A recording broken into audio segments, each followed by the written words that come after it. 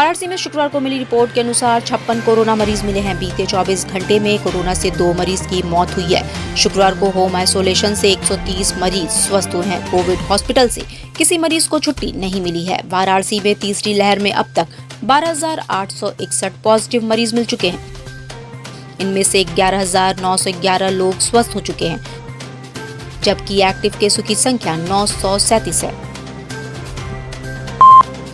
वाराणसी में गाड़ी खरीदने में छूट दिलाने के नाम पर 27,000 रुपए की ठगी करने वाले शख्स को मड़ुआडी पुलिस ने शुक्रवार को गिरफ्तार कर लिया। बता दें कि दिसंबर 2021 में लंका निवासी महिला को गाड़ी खरीदने में छूट दिलाने के नाम पर इस युवक ने 27,000 रुपए की ठगी की और फरार हो गया।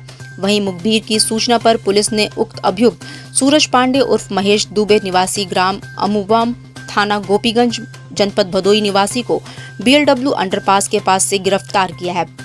पुलिस पकड़े गए व्यक्ति से पूछताछ कर अग्रिम विधिक कार्रवाई कर रही है। मेक इन इंडिया की धमक अब अफ्रीका महाद्वीप पर भी सुनाई देने लगी है। बनारस रेल इंजन कारखाना में निर्मित 4 डीजल रेल इंजनों का उद्घाटन मोजाम्बिक के तटीय शहर बेरा में किया गया। शुक्रवार को मोजाम्बिक और जिम्बाब्वे के राष्ट्रपति की उपस्थिति में 4 केप गेज डीजल इंजनों का औपचारिक उद्घाटन समारोह आयोजित हुआ। बता दें कि मोजाम्बिक भेजे गए rail engine AC traction system के साथ बनाया गया BLW का पहला केप गेज लोको है। इस लोको में 20 टन के अधिकतम एक्सल लोड के साथ नई डिजाइन केप गेज बोगी है और 100 किलोमीटर प्रति घंटा की गति के लिए सक्षम है। इंजन की सबसे महत्वपूर्ण वस्तु यानी क्रैंक केस असेंबली को BLW में इन हाउस विकसित किया गया है।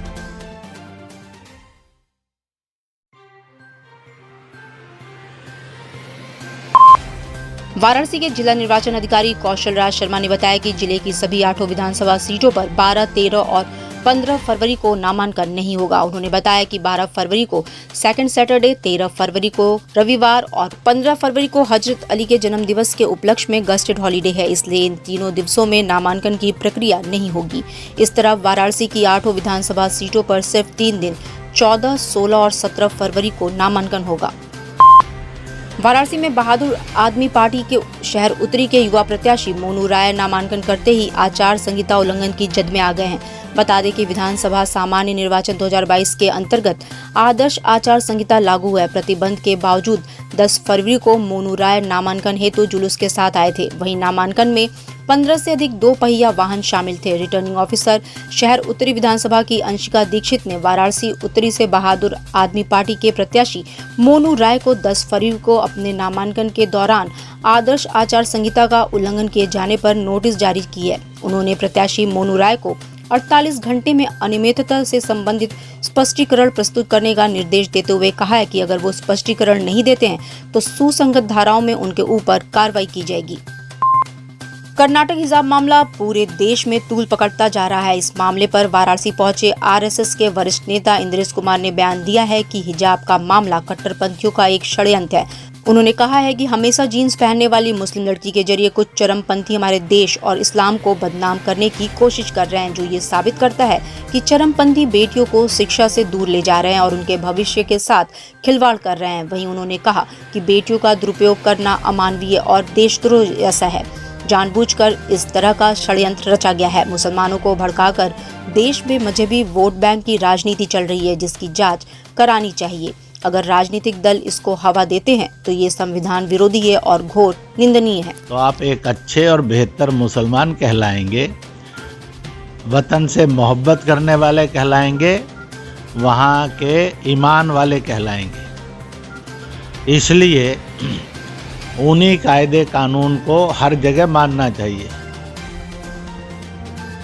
ऐसा षड्यंत्र उन्होंने किसी ईसाई स्कूल के साथ नहीं किया, उन्होंने किसी सिख स्कूल के साथ नहीं किया।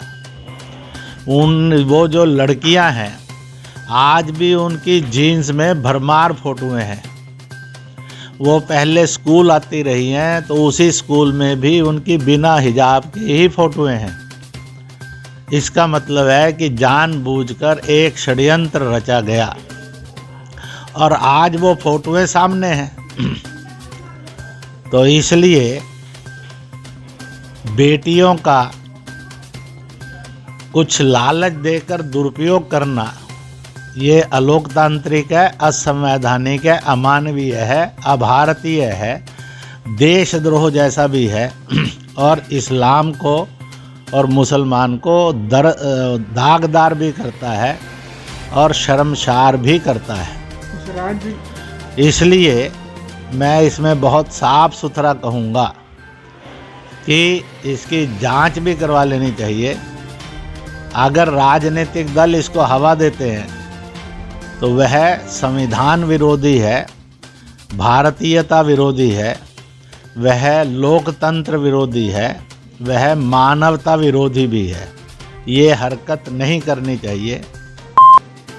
वाराणसी के कबीरचौरा अस्पताल में सुरक्षा व्यवस्था की हालत दिन ब दिन बदतर होती जा रही है। इसकी बानगी गुरुवार को अस्पताल के वार्ड नंबर 5 में देखने को मिली, जहां एडमिट मरीज पर आरोप है कि उसने अपने शराबी साथियों के साथ शराब के नशे में वार्ड में उत्पात मचाया और नर्सिंग स्टाफ से अभद्रता की। इतना ही नहीं, बुजुर्ग महिला तीमारदार पर मोबाइल बैटरी चोरी का आरोप लगाकर उसके 15,000 रुपए भी छीन लिए। इतने पर भी वो शांत नहीं हुए और रात में वार्ड में तोड़फोड़ भी किए। वार्ड नंबर 5 के मरीजों ने बताया कि बार बार बस पुलिस आती रही लेकिन कोई कार्रवाई नहीं हुई।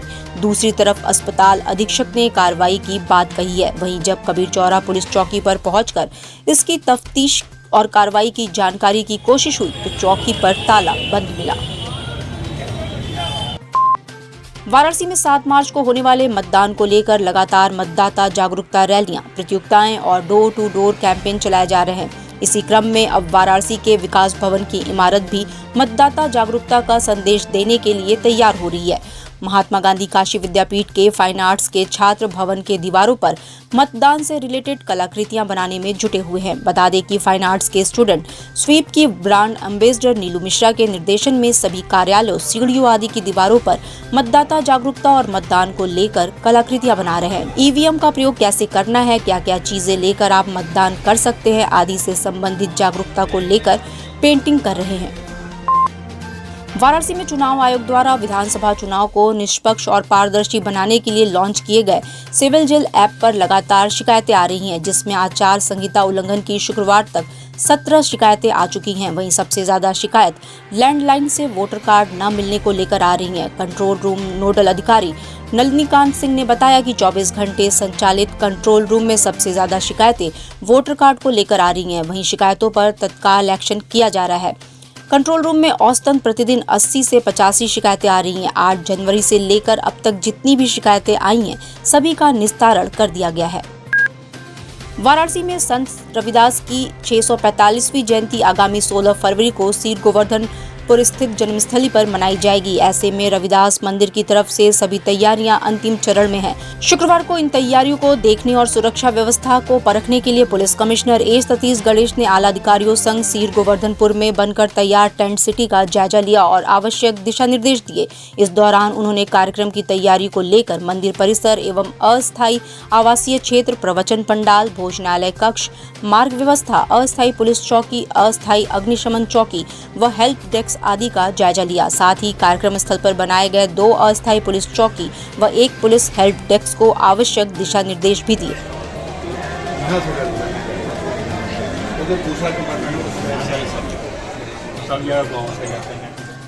चुनाव चिन्ह झाड़ू पर बटन दबाएं। वाराणसी शहर उत्तरी विधानसभा से आम आदमी पार्टी के अधिकृत प्रत्याशी डॉक्टर आशीष जायसवाल को भारी मतों से विजयी बनाएं। डिजिटल इंडिया का digital new platform live VNS पिछले 7 वर्षों से बनारस की सेवा में। पाइए बनारस के कोने कोने की खबर निष्पक्षता के साथ। लाइव वीएनएस से बनारस की ताज़ा तरीन खबरों के लिए प्ले स्टोर से डाउनलोड कीजिए लाइव वीएनएस ऐप या फॉलो कीजिए लाइव वीएनएस को सोशल मीडिया पर।